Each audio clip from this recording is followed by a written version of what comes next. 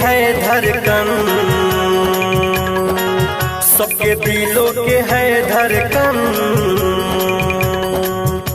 धनंजय धड़कन, सबके दिलों के है धड़कन। धनंजय धड़कन, बिहार के शान है वो सबके जान है वो। बिहार के शान है वो सबके जान है वो। आंखें देख ले तो मन हो जाए परसन सन सन सन सन। सबके दिलों के है धड़कन।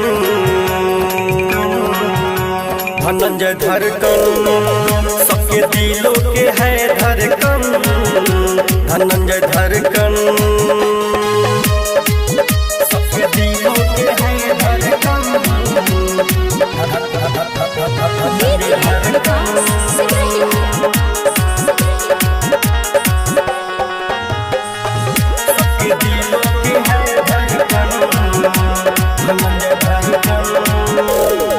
यूपी बिहार झारखंड में वो करते हैं राज। सारे लोग अपना प्यार देके खुश रहते हैं आज, खुश रहते हैं।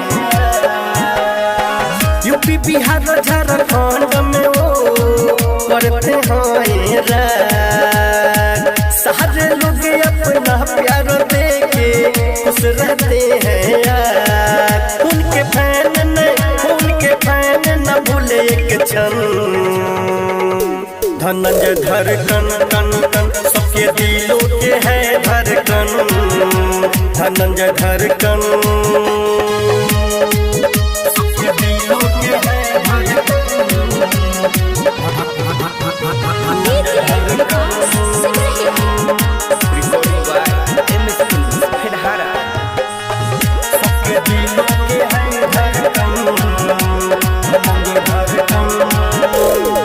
राइटर विवेक विकास उनका करते हैं बखान। खालिद भाई अशोक दीवाना का वही है बस जान, वही है बस जान। राइटर विवेक विकास उनका करते हैं बखान। खालिद भाई अशोक दीवाना का वही है बस जान। उनके खातिर ये जिस्म अर्पण। धनंजय धड़कन कन कन, सबके दिलों के है धड़कन।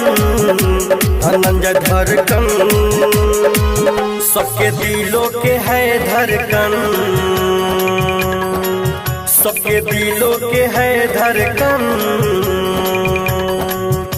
धनंजय धड़कन, सबके दिलों के है धड़कन।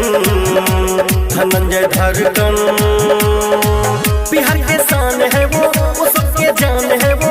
बिहार के शान है वो सबके जान है वो। आंखें देख ले तो मन हो जाए परसन सन सन सन सन। सबके दिलों के है धड़कन। धनंजय धड़कन, सबके दिलों के है धड़कन। धनंजय धड़कन।